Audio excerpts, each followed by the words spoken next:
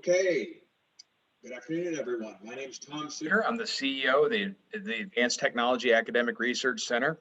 I had the pleasure of moderating today's panel. And once again, welcome to our After Lunch IT series. And we've got a really, really important topic today, especially since all the changes we've had to have the last year, and we want to do a deep dive on it. But really, we're looking at the federal agencies and the attack surface management, especially as everybody's is migrated away from home. And so we're really ready for a really great conversation today. Welcome to the attendees. Special thanks to Jacqueline Witter, Larry Silver, Jason Zan, Kimberly Calvo, Barrett Louie, and the rest of the Risk IQ team. They've been a great partner of ATARC, and we're really happy to take on this important topic. So today, what we're going to hear is we're going to hear a little bit from our panelists after some introductions. We're going to have some Q&A. So once we get going, you can start thinking of your questions. We're definitely going to pop a few poll questions and engage our audience. So we're really excited to pull those off here. But if everybody can jump on my panel, I'll do some real quick introductions, and then we'll dive right into it. And I'll start off with you, Jamie. We almost didn't have you there for a minute. I saw you kind of got in the wire with the, speaking of like technology issues, but we have Jamie Noble, who's Chief Information Security Officer at the Office of Justice Programs, OJP, inside the Department of Justice. How are you doing today, Jamie? I'm doing well. Hopefully you can hear me okay. And yes, I ended up having to join from my phone. I think, just having all of these different collaboration and video conferencing tools made my computer go bonkers. So are you at your house, or is that are you on vacation? It's like, looks kind of rustic back there. I am at my house, just in front of my fireplace here. Fantastic. Good set. Next we have Andrea Simpson, who's the Chief Information Security Officer over at the FCC, Federal Communications Commission. How are you doing today, Andrea? I am doing just fine, thank you. Great. And where are you working from today? From home, at my kitchen table to be exact. Great. Okay. I had a child in my office taking a test, so I need to relocate just so I didn't disturb her. Yes, that typifies the modern day workforce, right? So good stuff. And we also have with us today Frank Hassan, who's the branch chief of the Cybersecurity Infrastructure Security Agency, CISA. How are you doing today, Frank? Good afternoon, Tom. How are you? Fantastic. It looks like you're working from home as well. I am working from home as well, sitting at my dining room table, watching or looking at the snow. Yes. We ended so up I assume you're in Northern Virginia or Maryland? Northern Maryland, yeah. We ended up with about 5 inches of snow last night. Fantastic. I think you got a little more than me. I'm over in Northern Virginia.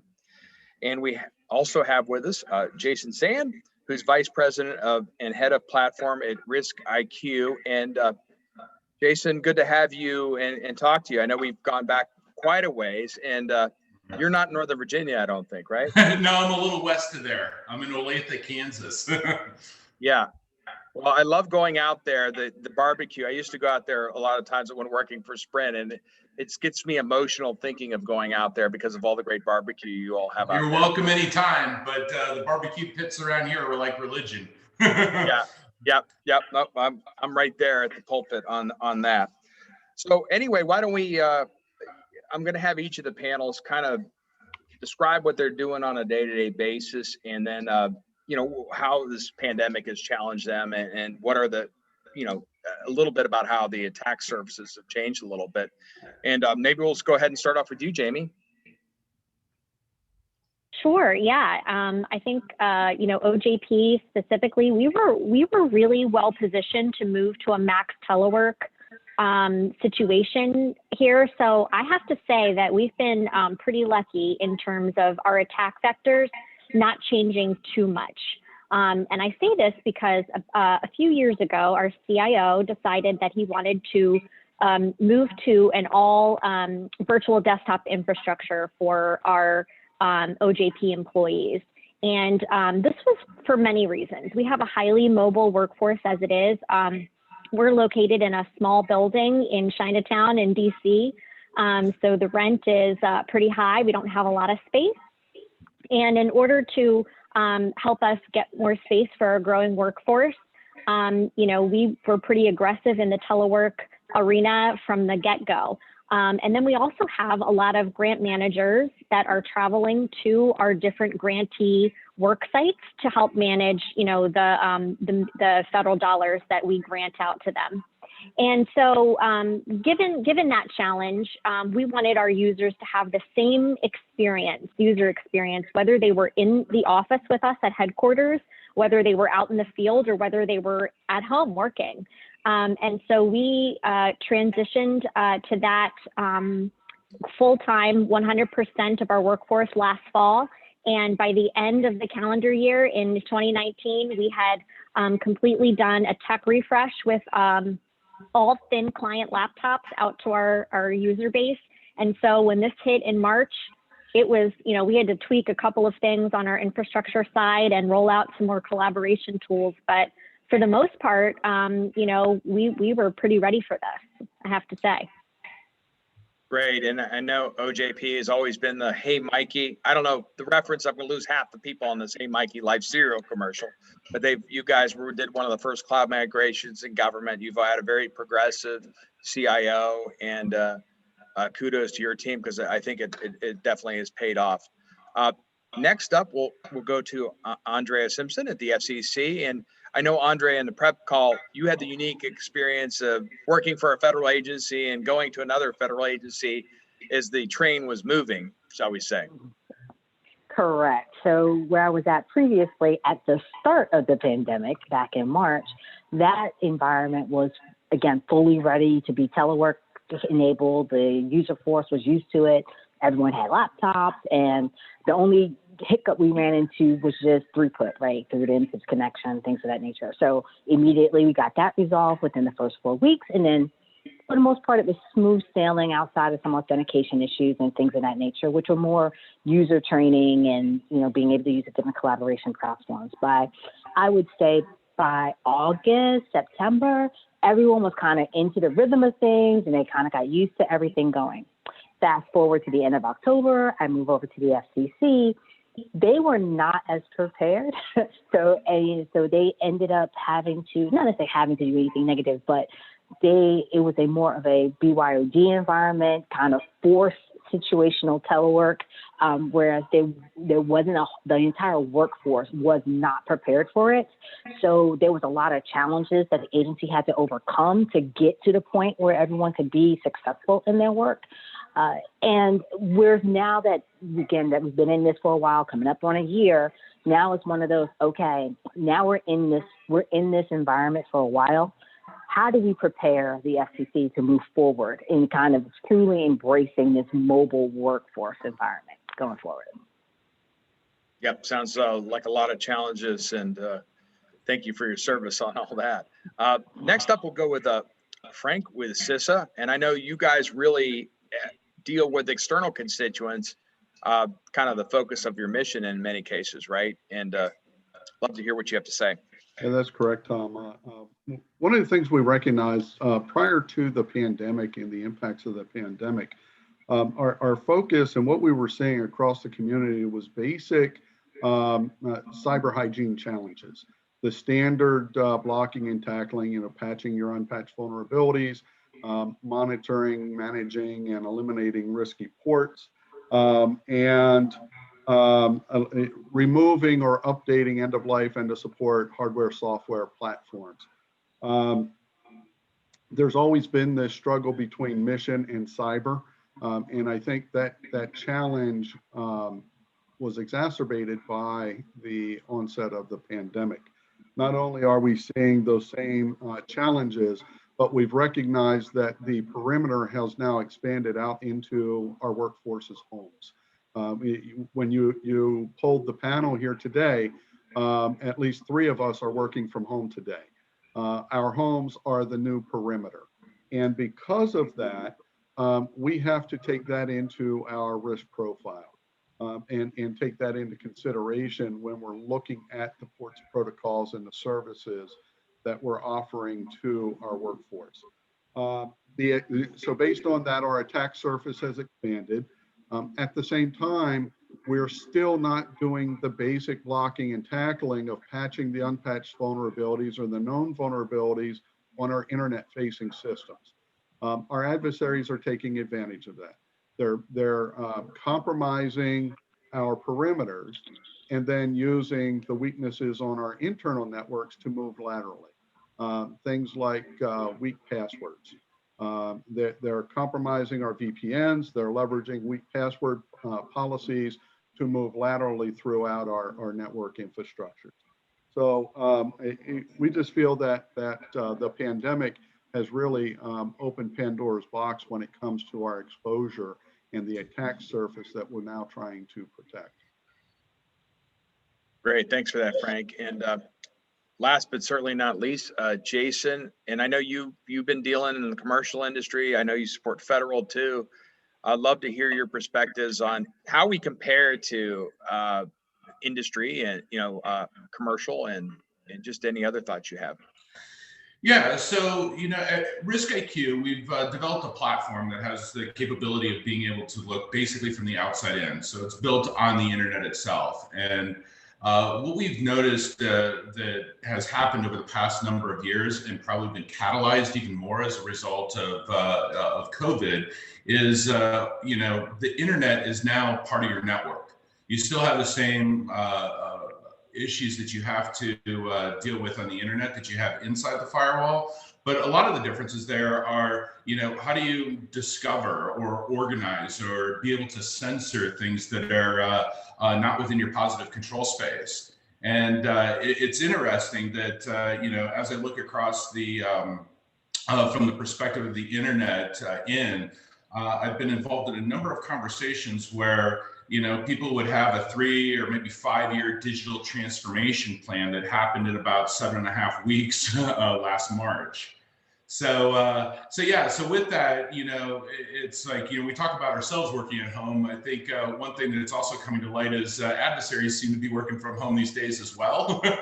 From our perspective, we look at it in terms of outside in, like, what are you responsible for? Whether or not you have authority over it is probably another conversation. And then the capability of being able to investigate those threats across the internet as a whole. Great, thank you. And I'll go back to you, Jamie. I noticed everybody said the first week when I started doing webinars, it seemed like the attacks were kind of down because the attackers were getting adjusted to COVID as well. What are the nature of the threats that you're getting? How has it changed? We got a good baseline now, about a year. What is the nature of the threats coming in? Have they changed at all? Is it a different balance? What's happened there? I'd say that overall, in general, I think based on what we're seeing, the attack vectors remain the same in terms of our websites. We have actually at OJP, we have one of the biggest website presences in all of DOJ. Actually, we do have the biggest website footprint, and so for us, we're constantly being scanned, and so web application security remains at the forefront for us in terms of our defenses. But then I think, like everybody else, a lot of my colleagues in the federal government, we're also seeing a lot of risks and attacks coming through supply chain. And I don't know that that has anything to do with the pandemic or working from home or anything like that. I think our adversaries probably pivoted a while ago into looking at, planting backdoors in some of the products that we trust on our networks. And so that for one is something that we're dealing with for right now. Well, there's, it's been a little bit since the SolarWinds. Has there been any movement that you can tell us? I know some of the things you can't talk about, but is there, how have you seen agencies how to deal with that kind of situation? How can we prevent it in the future? Yeah, I think we're going to have to, or we have an uphill battle, I think, as the federal government. And I know in talking to a lot of my colleagues, not only in DOJ, but around the federal government, in the federal space, we need to pay more attention to supply chain, and it's not going to be easy. We're going to need to work with our vendors in the private sector, and we're going to need to come up with a framework for how we're dealing with all of this.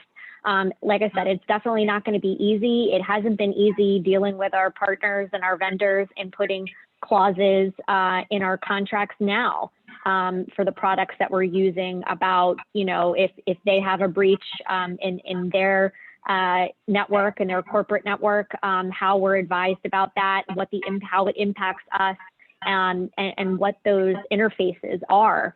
And I think it's just going to be even more challenging as we go along. But it's something that we need to do. And we'll face it, and I'm sure we'll get there. But I definitely think it's going to be an uphill battle.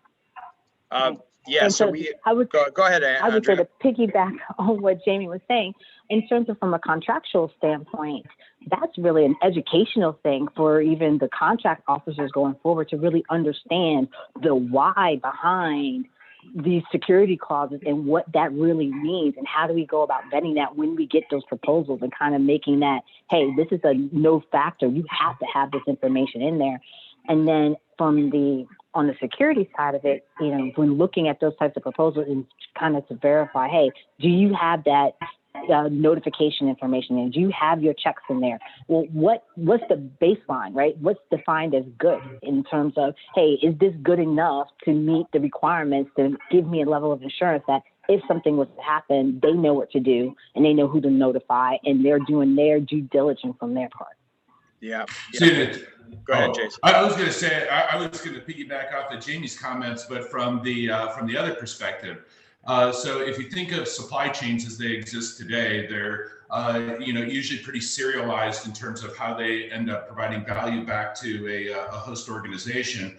But we've been spending a lot of time looking at web-based supply chains. So if you can imagine, when you go to a website, at any point in time, there's hundreds of discrete things that are pulled in from around the web.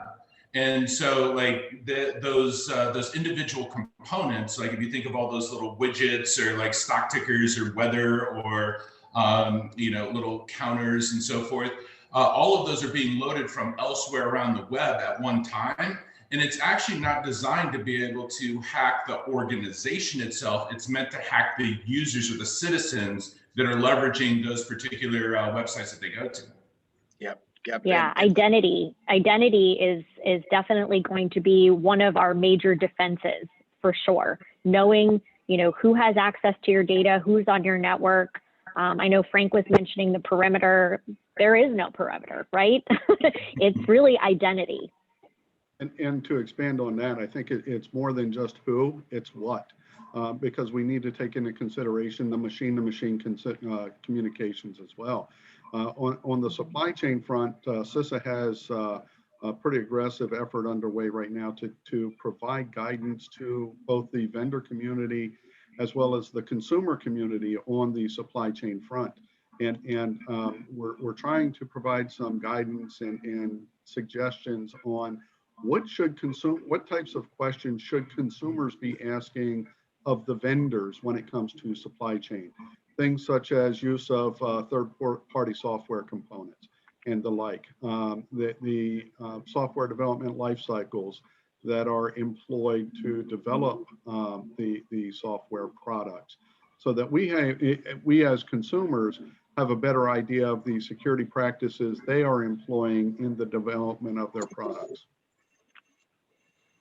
Yeah, so I was just actually trying to look something up. So Frank, inside of DHS, you got to worry about supply chain risk management. Like this DHS is going to have in their contracts that you have to be CMMC compliant, which is a DoD guidance. I think there's got to be a lighter version of that at a minimum for the industry. It's a big challenge. As an agency, we face the same challenges that all the other agencies face.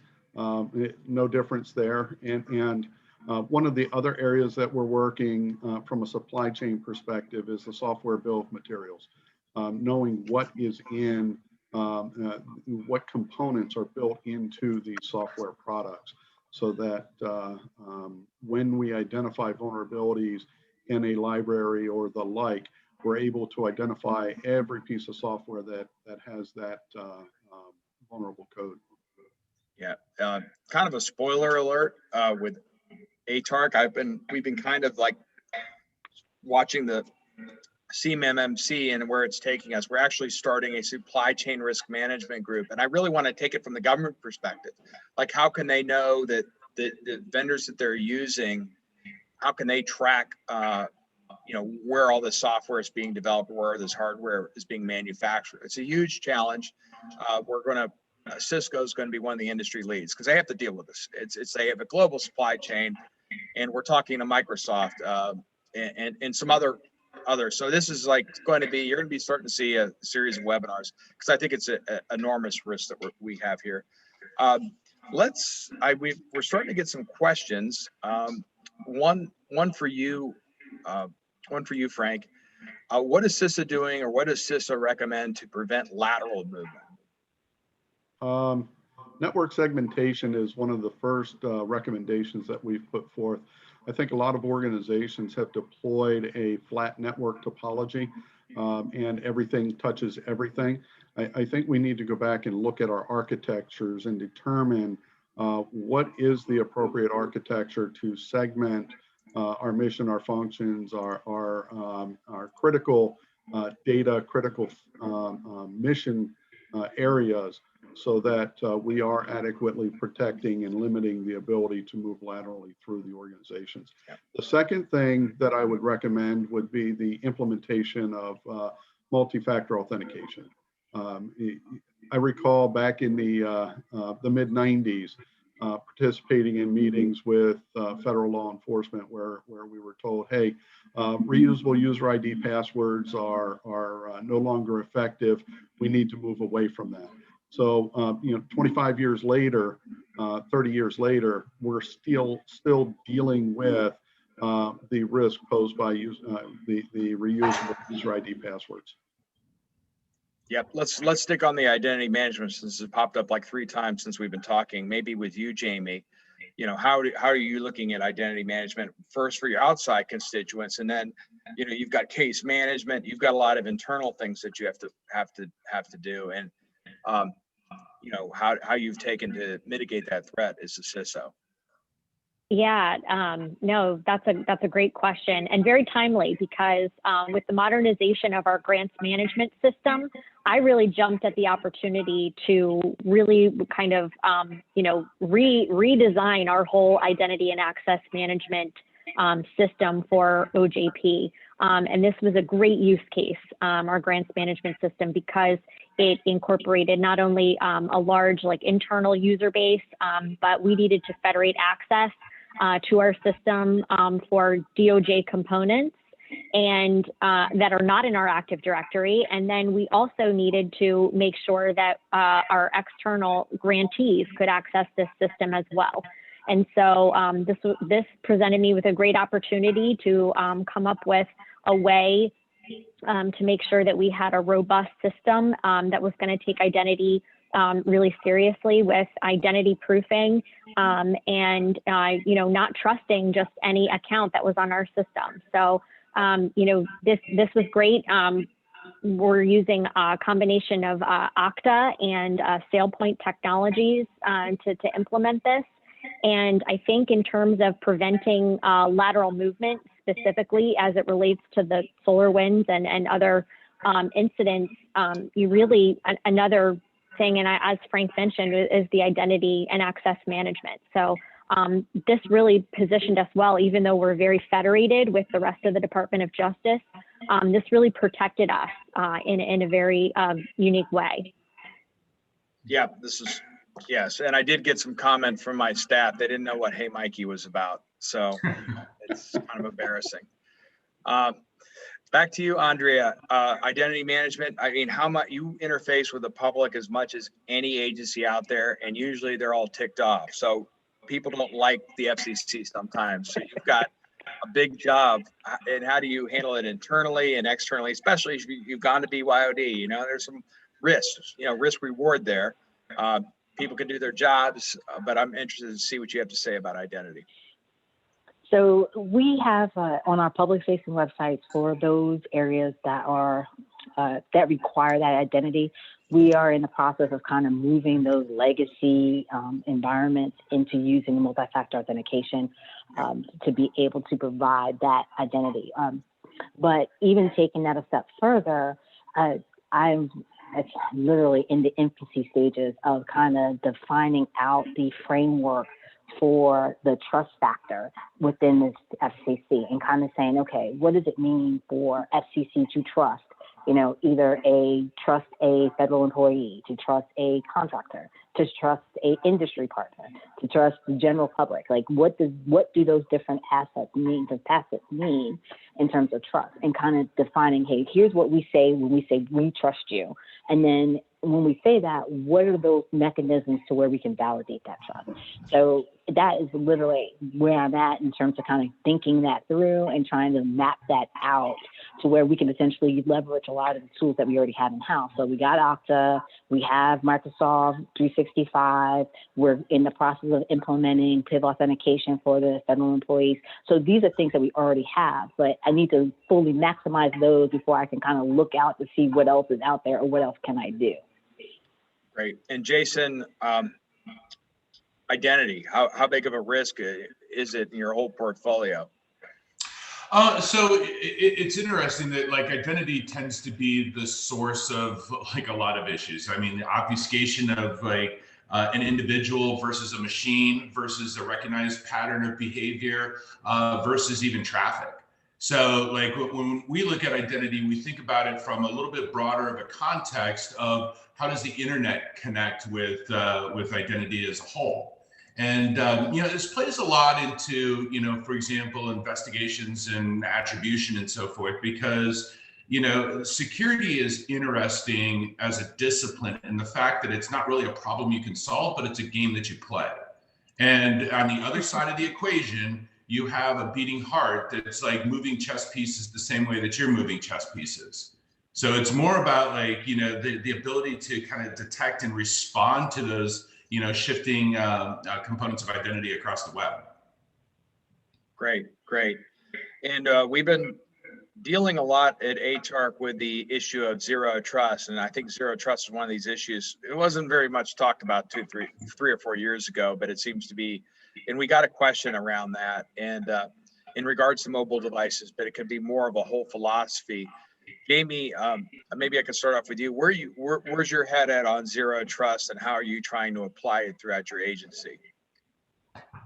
Yeah, we're definitely applying zero trust, and as I mentioned, we've implemented that virtual desktop infrastructure, and so we didn't want to trust the endpoint. I mentioned that we deployed all new SIM clients, and that was great, but there's still some users that for a variety of reasons are going to want to authenticate to our network using their BYOD. And so, we cannot trust those devices. And so it's all about identity for us and making sure that those users are who they say they are, so that we don't have to, be concerned about the vulnerabilities that may be on the endpoint. So that's one layer where we've adopted zero trust. And then the other layer is at the application layer in terms of identity for access to those applications. And I think it's critical in terms of, recent threats where, you need to be concerned about lateral movement. And based on what Jason was saying about, having the tools in place to see anomalous activity. And if you do have a concern about a specific account and the activity around that account, it's very critical to be able to remove access for that account and the access that it has to your high value data and assets on your network. So that's another area where we've adopted that zero trust strategy. It's, making sure that we can test that identity. Are you who you say you are every time you're accessing something? Right. So, and that's where we're not at. So like for FCC right now, everybody's on my network and I have no control. Not at this point, I don't have full control of that. And it's just by circumstance, again, because of where we're at within the pandemic and everything else. But I am slowly starting to at least get visibility in, right? To be able to see, okay, who all is actually connecting? How are they connecting? What devices are they connecting with? What operating system, you know? So I'm like slowly getting that visibility right now. And then once I kind of get an understanding of what the universe looks like, then I can start looking at, okay, how do I go about trusting these people? You know, who's there? What restrictions can I put into place? You know, because ultimately I can't stop people from working. I kind of allow them to work, but I need to be able to allow them to work as securely as possible. Right. Yeah, you're on the moving train. You just started there 5 minutes ago, and you can't restrict people from working. That really wouldn't be a great start. Jason, you want to add anything to this on the zero trust aspect? Yeah, you know, maybe I take more the Ronald Reagan approach of trust but verify. And I mean, it's kind of a byproduct of working on the internet, right? It's the same internet for everybody. Good guys, bad guys, partners, employees. It's all the same, right? So the question is, how do you not only apply a trust fabric on top of that, but understanding that the integrity of that trust fabric has the ability to get like kind of pushed and pulled and morph over time. Great. And Frank, do you have anything else you want to add to that? I mean, in your guidance that you're giving out to these agencies? There's nothing specific that we have at the moment. We are looking at how we can leverage some of our programs, such as the CDM program, to enable zero trust across the federal civilian executive branch, as well as what products and services we might be able to stand up and offer through our shared service provider, the Quality Service Management Office. So zero trust is one of many initiatives that we're looking at leveraging those two programs. Yeah, we actually have a zero trust group that's looking at kind of like what we did with TIC 3.0, having a demonstration lab.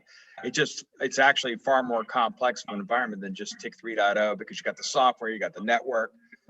So it's going to be a different challenge, but we've got a good government lead, Jerry Karen, who handles communications for the State Department, and he's got Sarah Mosley, that was the former at DHS, a colleague of yours, Frank, actually. Yes. I don't know if you know Sarah. Yes, I do. Yeah, but she's going to be really concentrating on that zero trust. She's over at Department of State right now. So very, very good. So we got some questions. You guys, we got a good group today. You guys are really coming up with some good ones. You're making my job easy.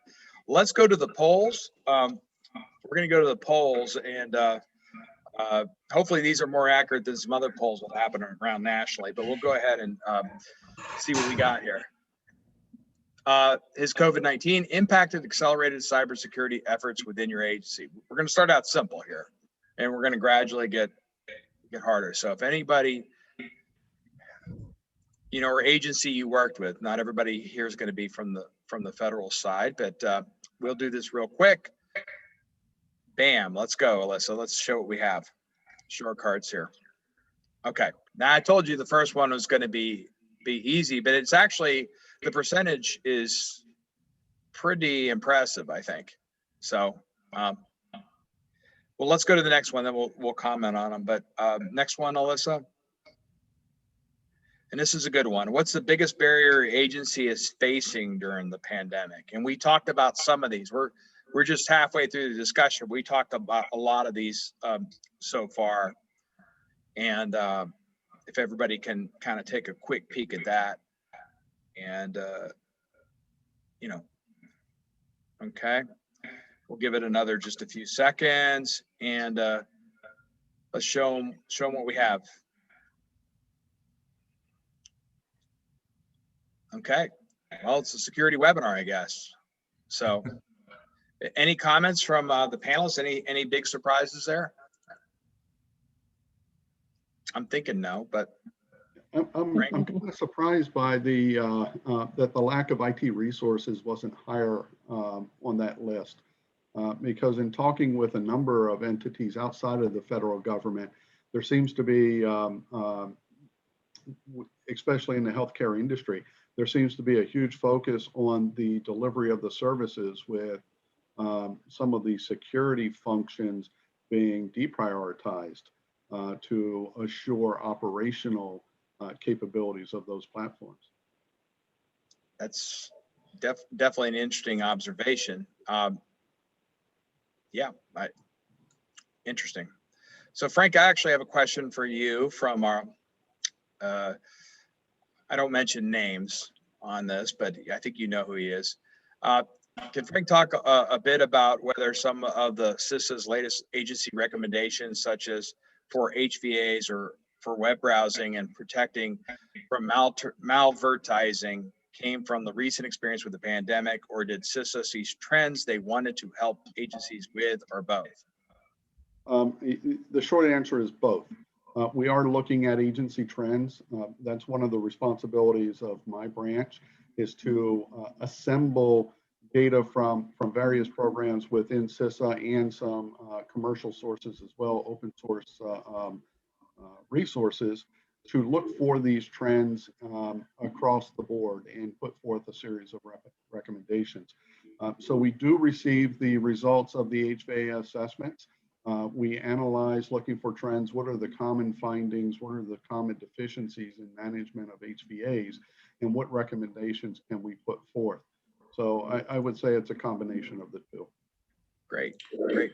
Yeah, like I think the malvertising angle is like, particularly interesting. I mean, we've had the fortunate experience of having just about every major ad exchange on the planet as a customer at one time or another, with regards to being able to clean out the pipes and so forth with regards to malvertising. And one of the things that always struck me is, I don't know, kind of odd or maybe interesting, is that, advertisements are like the ultimate backstage pass to the internet. If you think about it, it's like the perfect weapon. It's like, it can target specifically, it can scale infinitely, it has the capability of being selective in payloads that are dropped, etc. And it's I really think that, just the world of advertising has just changed so much over the past probably 10 years that we've been working in it. And, it's interesting that, it's starting to centralize more around very specific, ad exchanges, as opposed to, as many kind of dispersed or federated models that existed before. And, it wouldn't surprise me to see something like a know your customer, but for, advertising that might be coming down the pipe. Frank, this reminds me, I think you guys did this a few years ago. You had the free Redskin tickets. You sent everybody a DHS, and everybody, this is a little bit dated for those of you younger, the people actually wanted Redskin tickets, but everybody, you got like 40% click rate or something. Are agencies, are you all, and are working on like gaming this and sending these kinds of things? I'd love to hear from Frank, and it looks like Jamie's nodding her head. We have a persistent phishing campaign that we offer to departments and agencies and our critical infrastructure and SLTP stakeholders. So there is a DHS service where you can sign up for that continuous phishing campaign. Yep. Jamie, how about you?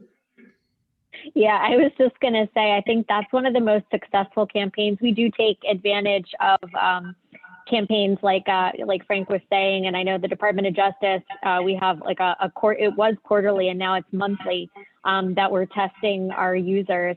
And I think hands down, the most successful campaigns have been like a free sandwich, an Amazon gift card, some kind of giveaway. People are always looking for free stuff. Andrea, do you have any experience in this in your career?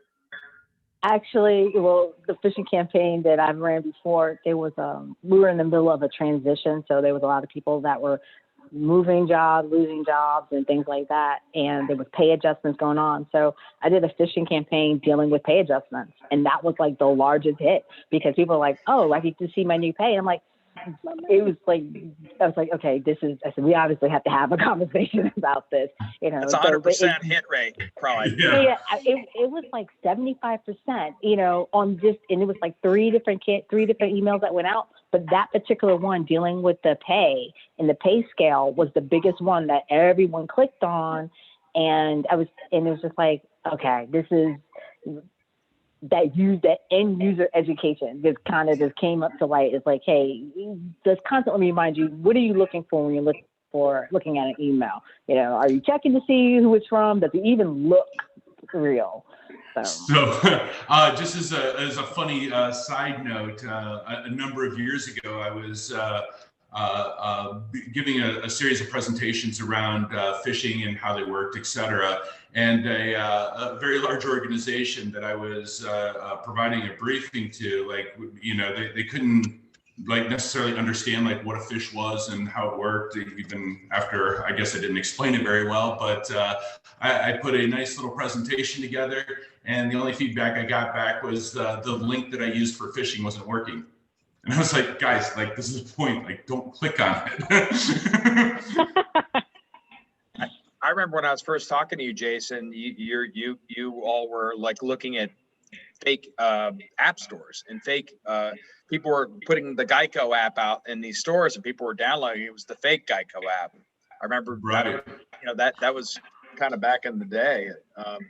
Right, and it's interesting because, like, you know, a lot of like, you know, that's a massive data set that we have. We've got like indexed probably the single largest corpus of mobile apps on the like available anywhere, from the perspective of how users go into app stores and end up collecting them.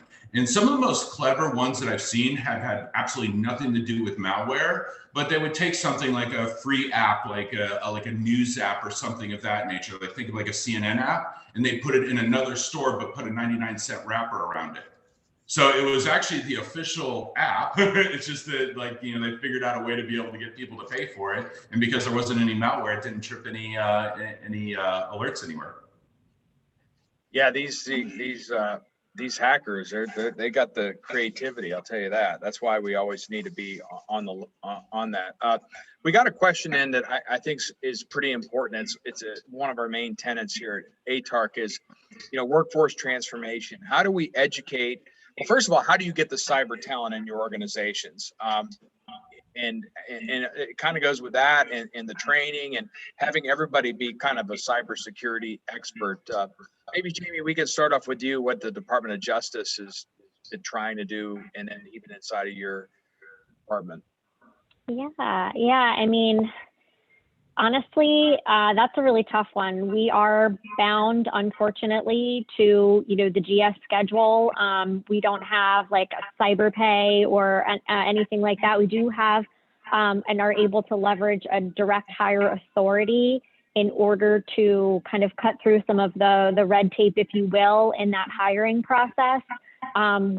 So, I mean, that is good. I will say, I think it's difficult. It's very competitive. You know, the DC, Maryland, Virginia area is a very small area, and we're getting more and more, you know, tech industry corporations coming in. I'll name one, Amazon, coming in and going to have a headquarters here, where, you know, it is competing with the talent.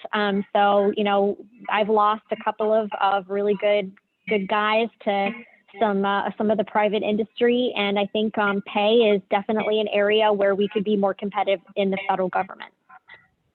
Yeah, you know, it's the talent famine is real, right? I mean, being able to like find, groom, retain. I mean, it seriously is a challenge. I think within the cyberspace alone, it probably has a negative unemployment rate. And it's like, you know, the way that we look at it at Risk IQ is, you know, for so long, the knowledge of how to be able to operate at internet scale and being able to do like high-end like internet investigations and so forth was largely limited to, you know, the dark priesthood of like, you know, people that kind of grew up in this industry. Yeah. And one thing that we spent a lot of time on is, you know, how do you demystify, how do you take that information, actually put it down so that you can bring more good guys in the game? And that's that was largely, I don't want to do a shameless self-promotion here, but if you go to Risk IQ, you can set up an account. Tom, like after this, I'm more than happy to send out an unlock code that unlocks a whole bunch of other goodies. But like the whole idea of like what we did with Passive Total was, you know, basically making it more accessible. So you don't have to learn how the plumbing of the internet works before you can actually do, you know, an APT investigation. Like, you know, actually, like, you know, think of it the way that Google, like, I don't even know if anybody at Google knows how PageRank works anymore, but you type something in and like whatever you're looking for comes back in the search results. Like, we're aiming to do that at a cyber level, so that, like, no longer is the information either locked up with, like just the bad guys, but, being able to have a platform for everyone. Yeah, I think that the White House had a good effort. It's like one effort, like they recruited cyber people that were interested in cyber from like IT, and you kind of got to build yourself a cyber person. I think we're going to have to do a little bit of that. And it's weird. I've seen some people go to industry, go make some big bucks for a while, but then they still like the government. They want to come back. After they got a couple extra zeros in their bank account, they really actually believe in the mission of the government.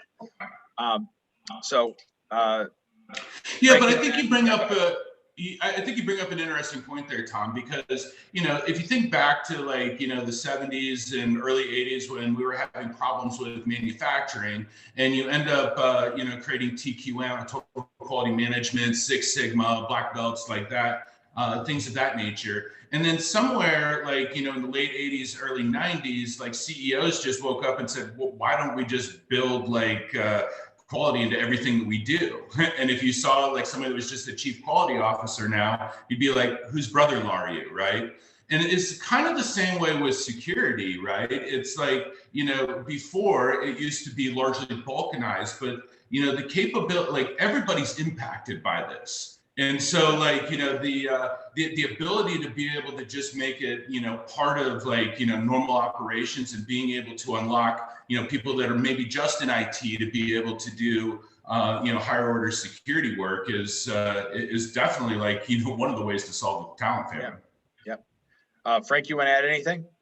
Yeah, it's a great question, Tom. And when I first arrived at DHS about 5 years ago, I was looking at the staffing plan for my branch, and I noticed that it was almost exclusively 2210 cyber engineers, cyber architects. And when I looked at the mission of my branch, I saw a disparity between the mission of the organization and the skill sets that we were recruiting for the organization. So I actually went in and changed my staffing plan. We are an analytics program. We're analyzing cyber data. So I went out, I recruited data scientists, data analysts, teaming them with cyber experts so that we identify the theories and the questions we're trying to answer. And I cut my data scientists loose on the data and let them provide the information. And then my cyber experts transition that information into actionable products that we can put out to our constituents. That makes sense. And Andrea, I know you've dealt with this in your career, probably from both sides, trying to get talent. Yeah, so I am a big proponent of kind of building up who I have, right? So like I have a current staff of 4 FTEs, and literally conversation this morning was, hey, my FTEs need to know what they're doing, not necessarily what they're doing, but what their contractors are doing, right? Be able to do the job of their contractors and not solely depend upon them to be able to do that function. And if they can't do it, then what do we need to do to get them educated? What do we need to do to get them trained up? This way they can do it, right? And it's not so much just to solve the talent gap within where I'm responsible for, but it's definitely more of a, hey, I want you to advance, because the more knowledge you have, that means you can go out and you can potentially, if you decide to leave, you can go out and you can do great things for somewhere else, right? And be able to, fill those gaps that Jamie may have or Frank may have, whatever the case may be, and actually hopefully share that knowledge and share that wealth across the entire industry. This way, again, as I think Jason alluded to, is that, hey, there's people that, kind of know some things, may have an interest in it, but not quite sure what direction to go and how to get into it. Well, those of us that have been in the industry for a while, I feel that's our part of our responsibility moving forward. It's like, hey, if you have an interest in it, come talk to me. Let me tell you, let me point you into some directions to where you can gain some better education, look at some internships, get some opportunities to where you can kind of get that experience underneath your belt and not necessarily have to have all the knowledge coming in, because granted, for the industry as it is, there's no way that you're ever going to have all the knowledge. You're just not. You're going to have enough to get started. And once you're in it, that's where you gain the additional space of knowledge. Andrea, you don't know how well said that. That was just unbelievable, because I've talked to other agencies and they don't want to get their people trained because they're worried about losing them. And to me, it's actually a paradox. The more you train them, why would they want to go somewhere else when they're learning all this cool stuff from you? They might actually want to stick around. It's like a paradox. You will leave if you don't, groom the people working with you to like get more knowledge. They don't want to go somewhere else then. They want to stay with you. So I think and I'm okay. And the thing is that I'm okay if you leave, right? Because if you leave, that means I got somebody else that I can bring in, and they may come in with a different perspective, a different knowledge set, to where they're going to bring value in. And then part of my responsibility as a CISO is to give you value, right? To give you that education. This way you can continue to kind of grow your knowledge. Well, everybody's going to want to work with Andrea because they're going to take it to the next level, and either way, right? So it's like a lot of applications on your desk. Go ahead, Jason. Yeah, no, it's like that old CEO adage where the CFO says, what happens if we pay for training for all these people and they leave? And the CEO responds with, well, what happens if we don't pay for training and they stay? Right. Good one. And you had something else, Jason, if you can remember that quote. I've been looking through my notebook. I couldn't remember what you said before. the banes of security. Well, yeah, maybe I'm too much of a curmudgeon these days, but one of the things that I think is of a particular nuance to security in general is that security fails silently. Right. And, as a result of that, if you think of any other kind of programming or, digital endeavors that are undertaken, when your VPN doesn't work, right? When, the website isn't registering or opening up for you. As we see with things like, SolarWinds, or, you can look back toward, was it Sonic Wall, F5? I mean, just look over the past 4 or 5 months. I mean, we hear and see about these things today, but how long have they been in existence? And so that retrospective tends to be a very difficult question.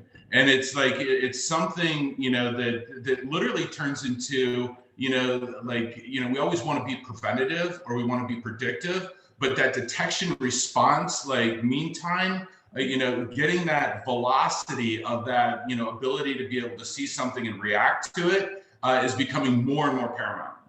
Yeah, great. Well said. And Jamie, I'm going to get back to you because one of the questions was a really good one. What kind of business decision do you guys make OJP with going public cloud, private cloud, or on virtual, a virtual data center, or a data center, or in your facility? What kind of business decisions? Because you guys have used some public cloud, I believe, over there as well. Yeah, and honestly, we really want to look at government community clouds first, and anything that is FedRAMP first.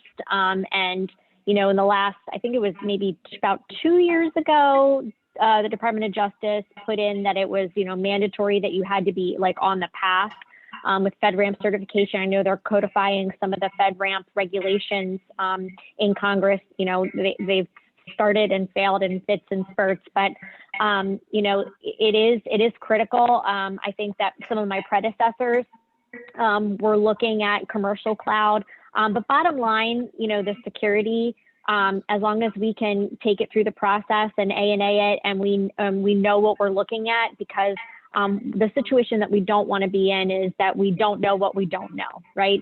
So we want to have that information at our fingertips so that we can make the decisions on, what implementations are going to be best for best serve our mission.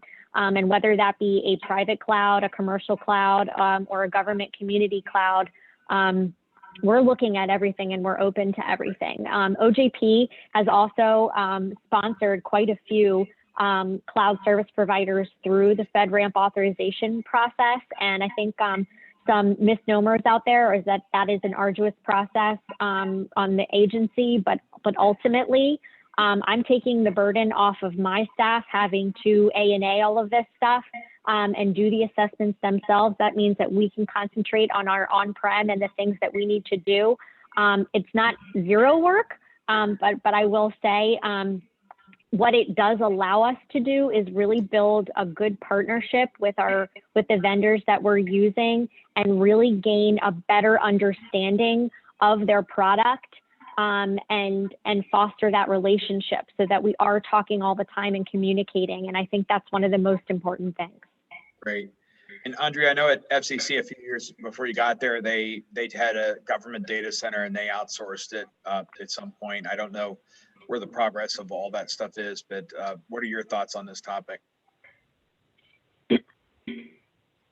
Well, we're in the process of kind of mapping out, moving more and more of our infrastructure to the cloud, but we have to address our legacy systems, and that's kind of like our stick in the pole in the tent right now. It's like, how do we go about doing these legacy systems that the business offices are highly dependent on, right? The public is highly dependent on. How do we prioritize that and kind of make decisions in terms of, all right, what's that risk factor? So, and that's kind of been one of the things I've been dealing with here since I've been there. It's kind of defining what is our risk tolerance? How much risk are we willing to accept and deal with, and kind of go, okay, this level of risk in this particular application and system, we're okay with. But in this area, no. So then hopefully it rises to the top of the stack. This way we can go ahead and address that particular risk. So that's kind of where we are right now. It's like, hey, we want to move everything to the cloud and kind of get into this whole, off-premise everything, highly available, highly accessible, trust factor. But we can't do that. We don't have unlimited money. We don't have unlimited resources. We don't have unlimited time. Our staff is already tapped out with the work that we have, and that's like a third of what we really need to be working on. And so it's really kind of, I'm taking the step of saying, hey, let's define that risk tolerance level, define what our risk appetite is, and then go ahead and bounce up everything that we need to do against that. This way we can figure out where do we really need to put the focus at in order to address what those risks that are impacting the FCC. Fantastic. And Frank, how about your guidance to agencies,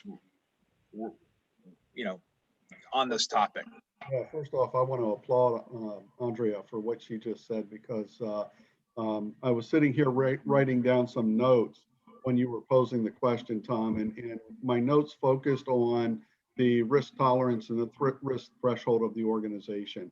And I think that in essence was the reason OMB changed their position from a cloud first to a cloud smart perspective, where we have to make informed decisions based on risk tolerance of what can and should and shouldn't be transitioned to the cloud.